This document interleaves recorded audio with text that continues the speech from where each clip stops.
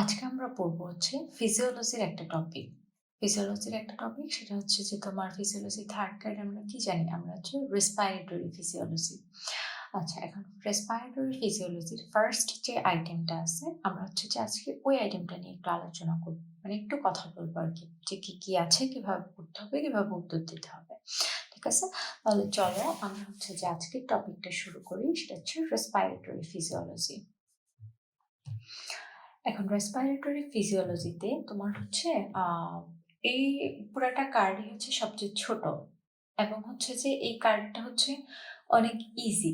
মানে respiratory physiology পুরাটা কার্ডই হচ্ছে তোমার অনেক ছোট এবং অনেক সহজ বা পড়তে খুব একটা, কারণ রেসপিরেটরি আমরা ক্লাস 9 10 না, সরি, আমরা ইন্টারে থাকতে হচ্ছে যে তোমার শ্বসন পড়ে আসছি না, অনেকটা মানে ম্যাক্সিমাম জিনিস ওখানেই পড়ে আসছো। তেমন কোনো ব্যতিক্রম মানে আজকে যে টপিকটা পড়বো এটাতে একেবারে নতুন কিছুই তেমন নাই।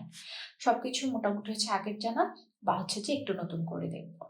আচ্ছা, এখন চলো প্রথমে যে জিনিসটা সেটা হচ্ছে যে লার্নিং অবজেক্টিভস।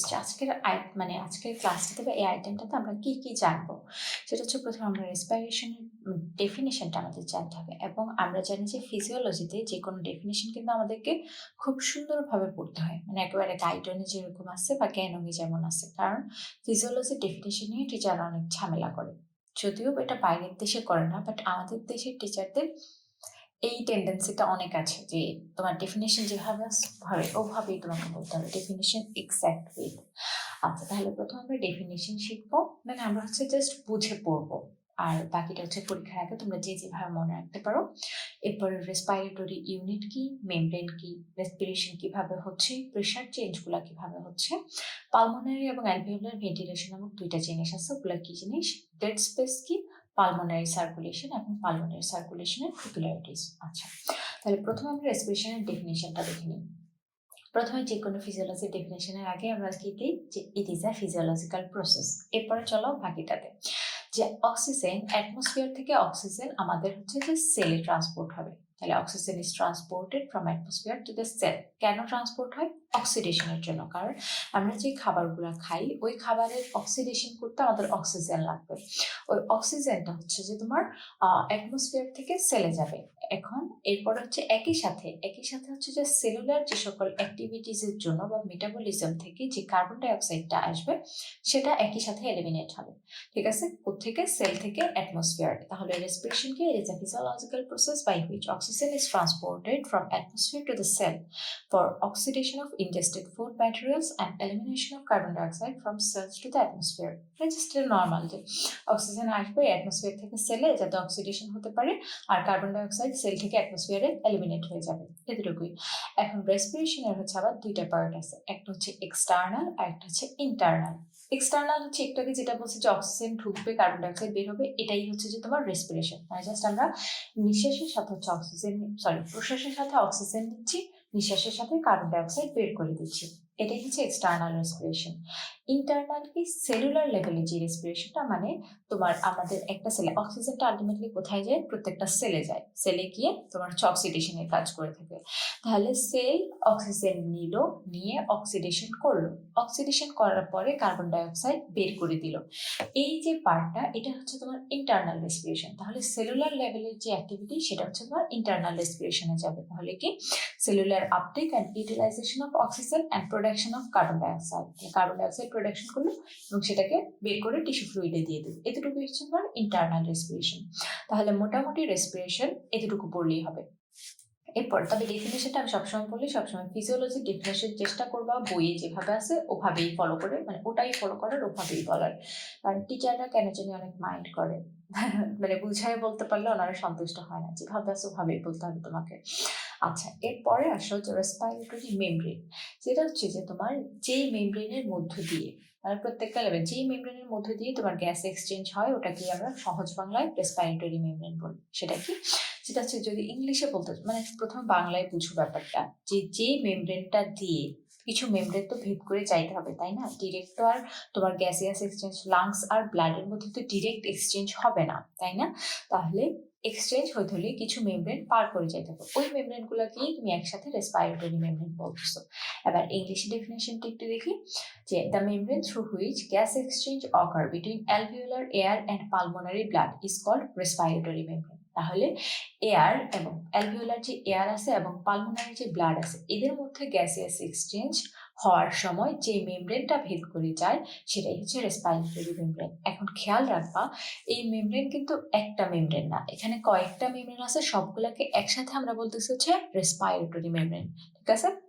আচ্ছা, এখন রেসপিরেটরি মেমব্রেনের মধ্যে কি কি কম্পোনেন্ট আছে মনে রাখবা, এটা হচ্ছে 6টা কম্পোনেন্ট আছে। সেটা হচ্ছে যে এটা হচ্ছে 1 নাম্বারটা, এটা হচ্ছে যে 2, তারপর হচ্ছে যে 3, এরপর হচ্ছে তোমার 4, এরপর হচ্ছে তোমার এটা হচ্ছে 5 নাম্বারটা, আর এটা হচ্ছে 6 নাম্বারটা। ওকে, তাহলে কম্পোনেন্ট কয়টা রেসপিরেটরি মেমব্রেনের? 6টা কম্পোনেন্ট। এবং এই প্রশ্নটা রিটেনে অনেক বেশি আসে। তাহলে তোমাকে, এবং আমরা জানি ফিজিওলজিতে আমরা পারলে হয় চিত্র দিয়ে আসি না হলে গ্রাফ এঁকে দিয়ে আসি, মানে যেখানে যেটা আঁকা যায়। এখন ফিজিওলজিতে এই প্রশ্নটা রিটেনে অনেক বেশি আসে। Respiratory membrane draw and level সহ আসে। তাহলে তোমাকে এই পুরাটা ফিগার শিখতে হবে এবং ডেফিনিশন এবং 6টা লেয়ারের নাম, কারণ 6টা লেয়ারের নাম তোমাকে ভাইভাতেও জিজ্ঞেস করবে, বাট এই ফিগারটা লাগবে, যে এই ফিগারটা লাগবে তোমার রিটেনের জন্য। ঠিক আছে? তাহলে সুন্দর করে এটা 6টা লেয়ারের নাম সিরিয়াল অনুযায়ী শিখবা, কারণ যারা ভাইভাতে জিজ্ঞেস করবে, এবং রিটেনে হচ্ছে এই কোয়েশ্চেনটা অনেক আসে। রিটেনের জন্য হচ্ছে সবগুলা ফিগার সহ শিখবা। ঠিক আছে? সবগুলার নাম ফিগার সহ শিখবা। আচ্ছা, এখন আসলে রেসপিরেটরি মেমব্রেনে কি কি লেয়ার থাকে? 1 নাম্বার যেটা আমরা হচ্ছে সবসময় ভিতর থেকে বাইরের দিকে হিসাব করি, মানে এটা হচ্ছে তোমার অ্যালভিওলাস থেকে ক্যাপিলারির দিকে বলি। ঠিক আছে? কার থেকে কার দিকে বলতেছো এই ডিরেকশনটাও কিন্তু লাগবে। তাহলে ফ্রম অ্যালভিওলাস টু ক্যাপিলারি কি কি লেয়ার পার করে যায়? 1 নাম্বার লেয়ারটা হচ্ছে ফ্লুইড এন্ড সারফেক্টেন্ট লেয়ার, সেটা হচ্ছে কোথায় থাকবে? অ্যালভিওলাস। আমরা জানি অ্যালভিওলাসের লেয়ারটা ফ্লুইড এন্ড সারফেক্টেন্ট লেয়ার থেকে, এই সারফেক্টেন্ট থাকার কারণেই কি হয়, লাং হচ্ছে যে তোমার কোলাপস হয়ে যায় না। আচ্ছা, তাহলে প্রথম লেয়ারটা গেল ফ্লুইড এন্ড সারফেক্টেন্ট।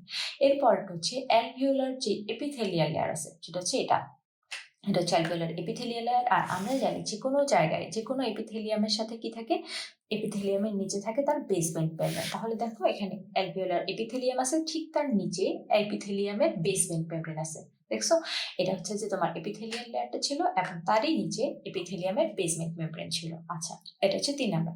4 নাম্বার হচ্ছে যে একটা থিন ইন্টারস্টিশিয়াল স্পেস থাকবে, এই যে এটাই হচ্ছে সেই থিন ইন্টারস্টিশিয়াল স্পেস।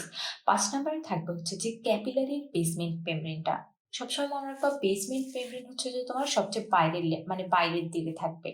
এরপরে বেসমেন্ট মেমব্রেন থেকে তুমি ভিতরের দিকে গেলে এপিথেলিয়াম পাবা। দেখো এই জায়গাটা হচ্ছে অ্যালভিওলাসের সবচেয়ে বাইরের লেয়ারটা ছিল এটা, বেসমেন্ট মেমব্রেনটা। এরপরে তুমি পাইছো হচ্ছে এপিথেলিয়াম, তারপর হচ্ছে ফ্লুইড এন্ড সারফেক্টেন্ট লেয়ার।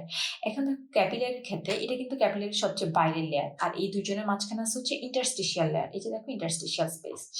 এরপর দেখো ক্যাপিলারির সবচেয়ে বাইরের লেয়ারটা হচ্ছে ক্যাপিলারির বেসমেন্ট যে মেমব্রেনটা আছে সেটা, দেখো ক্যাপিলারি বেসমেন্ট মেমব্রেন। এরপরে গেলে আরেকটু ভিতর দিকে যদি যাও ক্যাপিলারির কি পাবা?